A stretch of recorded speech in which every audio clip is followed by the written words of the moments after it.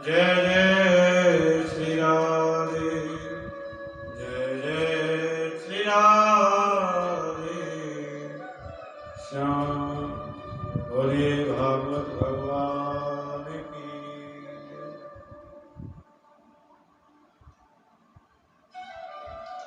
सुखदेव जी कहते हैं राजन, वेद की ओर से कलयुग में व्यक्ति की उम्र 100 वर्ष की आयु निर्धारित की गई है। वेद की ओर से 100 वर्ष की आयु निर्धारित की गई है। व्यक्ति को कलयुग में कम से कम 100 वर्ष तो जीना चाहिए, कम से कम 100 वर्ष तो जीवित रहना चाहिए। लेकिन 100 वर्ष का आदमी आपको लाखों में कोई एक नजर आए, एक व्यक्ति नजर आएगा लाखों में। 100 वर्ष में से भी 50 वर्ष तो हमारे सोते हुए निकल जाती है। 12 वर्ष की दिन और 12 घंटे की दिन और 12 घंटे की रात्रि, दोनों को मिलाकर के 24 घंटे बनते हैं। 24 घंटे में 12 घंटे तो हमारे सोते हुए निकल जाते हैं, और इस हिसाब से 100 वर्ष की आयु में 50 वर्ष हमारे सोते सोते निकल जाते हैं, और बचे 50 वर्ष 25 वर्ष स्त्री संग में व्यतीत हो जाते हैं, और 25 वर्ष बच्चों के लालन पालन में समाप्त हो जाते हैं। तो भजन के लिए समय कब, भजन के लिए समय नहीं निकलता जीव से। तस्मात् भारत सर्वात्मा भगवान नीश्वरो हरि। जल्दी मरने वाले को परीक्षित एक ही काम करना चाहिए कि श्वास श्वास पर कृष्ण भज, बिता श्वास नहीं कोई, ना जाने वा श्वास की अवन होए न हो। जो श्वास निकल करके चली गई है वो लौट कर नहीं आने वाली, इसलिए प्रत्येक परिस्थिति में चलते फिरते उठते बैठते हंसते गाते नाचते हर परिस्थिति में गोविंद की याद करते रहो, गोविंद की याद करते रहो। कर से करम करे विद नाना, और मन राखे जान कृपा निधान।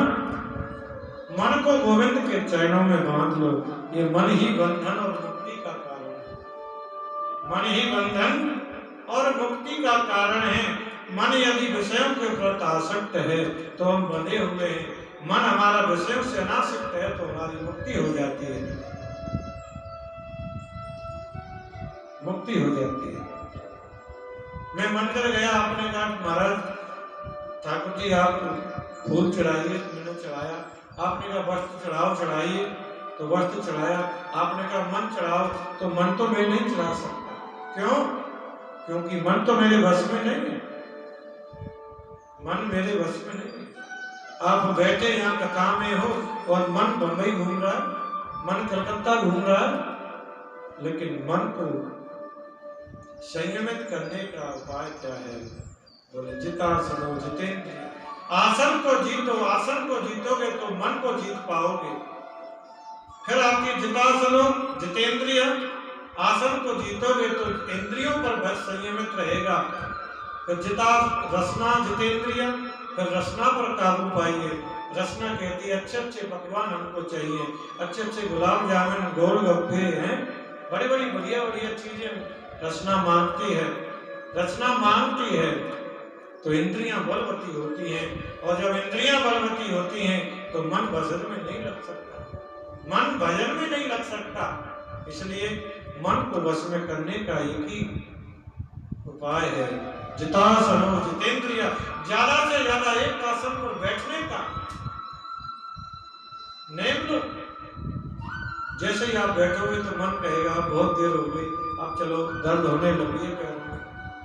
और मन के अनुसार नहीं चलना, मन के अनुसार चलते रहोगे तो ये अपने बस में कर लेगा आपको। हमारे शरीर के अंदर 5 ज्ञानेंद्रिय, 5 कर्मेंद्रिय, एक मन, एक बुद्धि, एक आत्मा, ये तीनों व्यक्ति मिलकर के इस एम्पायर को चलाते हैं। नवे द्वारे पुरे देहो, ये 9 दरवाजे के शरीर को चलाते रहते हैं। और इन सब में सबसे ज्यादा खतरनाक इंद्रिय का नाम है मन। मन को वश में करना बहुत जरूरी है।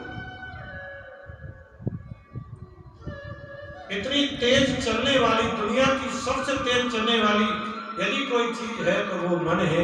1 सेकंड में आप सोचो बस, अमेरिका तो तुरंत पहुंच जाता है। मन ऐसा विचित्र है। मन की गति बहुत सूक्ष्म है, बहुत तीव्र है, इसको बस में नहीं रखा जा सकता। तो परीक्षित कहते हैं मन को गोविंद के चरणों में लगाऊं कैसे भगवान? तो आचार्य सुखदेव जी तो राजन मन को बस में करने तो 4 बातों का ध्यान रखो। जितासनो जित श्वासो जित संगो जितेन्द्रिय स्थूले भगवतो रूपे मनः संधारे दिया। मन को जीतना है तो पहले आसन को जीतना पड़ेगा। जितासनो, मैंने कहा ना अभी, जितासनो इसका मतलब क्या? एक आसन पर ज्यादा से ज्यादा समय, ज्यादा देर तक बैठने का परिश्रम करें। और जित श्वासों, प्रातः जल्दी उठना चाहिए। ब्रह्म मुहूर्त में व्यक्ति को उठ जाना चाहिए। 4:30 बजे के बाद सोना अपराध है। 4:30 बजे के बाद सोना अपराध है। देखो, स्नान होते 3 प्रकार के। 3 प्रकार के स्नान कहे गए हैं। एक स्नान होता है ऋषि स्नान, और दूसरा होता है मनुष्य स्नान, और तीसरा होता है राक्षस स्नान। 4:30 बजे स्नान करना ये ऋषि स्नान है। सूर्योदय से 10 मिनट पहले स्नान कर लेना ये मनुष्य स्नान है। और सूर्योदय के बाद में स्नान करना ये राक्षस स्नान है। ये राक्षस स्नान है। आचार्य सुखदेव जी कहते हैं प्रातः जल्दी उठ करके स्नान करें। स्नान करने के पश्चात प्रणाम करना चाहिए। ब्रह्मरंध्र की शुद्धि करनी चाहिए। मानसिक चिंताएं मिट जाती है, शरीर स्वस्थ रहता है, मन में शक्ति अच्छी रहती है। और प्रातः जगते ही सबसे पहले करांगे वस्ते लक्ष्मी कर्मदे सरस्वती करमूले तो गोविंदो प्रभाते कर दर्शन। सबसे पहले अपने हाथों का दर्शन करना चाहिए। प्रातः उठते ही हैं अपने हाथों का दर्शन करें, लेकिन जल्दी उठने का प्रयास करें। विद्वान प्रेमी शास्त्रिक का संग करें और जिससे सद्गुण हमारे जीवन में आते हैं ऐसा प्रयास करें। ऐसा प्रयास करें। राजा ने कहा भगवान सारी सृष्टि को परमात्मा कैसे बनाते हैं, और उसको जो उपदेश आप मुझसे कर रहे हैं इसको आपने भागवत धर्म कहा है। तो इस भागवत धर्म उपदेश सबसे पहले नारायण ने ब्रह्मा को किया। मुझे बताएं, आचार्य सुखदेव जी ने कहा राजन सारी सृष्टि में पहले कुछ नहीं था। स्थावर जंगम अड्डल उद्भिज स्वेगे जराए बिल्कुल कुछ नहीं था। केवल परम ब्रह्म था। केवल परम ब्रह्म था। एक को हम बहुत श्याम। एक बार परम ब्रह्म के मन में ये विचार आया कि मैं अकेला हूं। तो देखो पहले उस परम ब्रह्म ने जल का निर्माण किया। संस्कृत में जल का अर्थ होता है नार। नार माने जल, जल माने नार, जल माने नार। और जल के ऊपर जो अयन करता है उसे नारायण कहते हैं। ब्रह्मा जी को कमल के फूल पर निवास करते हैं। ब्रह्मा जी की उत्पत्ति हुई और ब्रह्मा जी के 4 मुख हैं, चारों तरफ की चारों दिशाएं दिखाई दे रही हैं, लेकिन ये समझ में नहीं आता मैं कहां से आया हूं। और मैं क्यों कौन हूं? तो ब्रह्मा जी कमल नाभि की तंतु में प्रवेश करके अब नीचे आए, ऊपर आए, नीचे आए, ऊपर आए, ऐसे वहां खड़े होकर जा रहे हैं। बस पास में ओम देवा देव सुतम। ब्रह्मा जी को पता नहीं चलता मैं कौन हूं और कहां से आया हूं, कैसे आया हूं। स्पर्शम यदि निष्काम नते धन बिंदु। ब्रह्मा जी को तो वर्णन दो वर्ण सुनाई दिए, दो वर्ण सुनाई दिए। जो हम का खा गा जो वर्ण है, उन वर्णों में पहला ता और दूसरा है पा। षोडश एक विंश, षोडश कहते हैं ता को और 21वां होता है पा। तब करोगे तो पता चलेगी कि मैं तुम कहां से आए हो। तो ब्रह्मा जी ने 1000 वर्ष तक तप किया और तप करने के बाद में भगवान नारायण ने उनको दर्शन दिया। नारायण भगवान ने ब्रह्मा जी का हाथ पकड़ा और कहा विधाता, विधा, मैंने आज से आपको विधाता बना दिया, विधाता बना दिया मैंने आपको। ब्रह्मा ने कहा भगवान, व्यक्ति को थोड़ा सा ऐश्वर्य मिल जाता है तो वो बड़ा अपने आप को बड़ा ऊंचा समझता है। थोड़ा सा ऐश्वर्य प्राप्त हो जाने के बाद में जीव बावला हो जाता है। आपने तो मुझे सारी दुनिया का मालिक बना दिया, सारी दुनिया का मालिक मुझे बना दिया, मुझे भी अभिमान हो गया। तो भगवान ने कहा ब्रह्मा, ऊंट जो होता है ना, जब तक पहाड़ के नीचे नहीं जाता तब तक अपने आप को बहुत ऊंचा समझता है। पहाड़ के नीचे जाने के बाद में, पहाड़ के नीचे जाने के बाद में अपने आप को बोना समझता है। ऐसे ही 10-5 करोड़ रुपए हो जाने के बाद में, 2-4 विदेशी गाड़ियां हो जाने के बाद में व्यक्ति बड़ा अभिमानी हो जाता है, व्यक्ति बड़ा अभिमानी हो जाता है। इसीलिए आप चिंता न करें। यदि परमात्मा के विषय में मैं तुमको ज्ञान दूं तो वो समझने में तो कुछ नहीं हूं। इसलिए आपकी क्या है मुझे बताइए। प्रभु ने 4 मंत्रों में ब्रह्मा जी को सारी भागवत जी को सुनाया।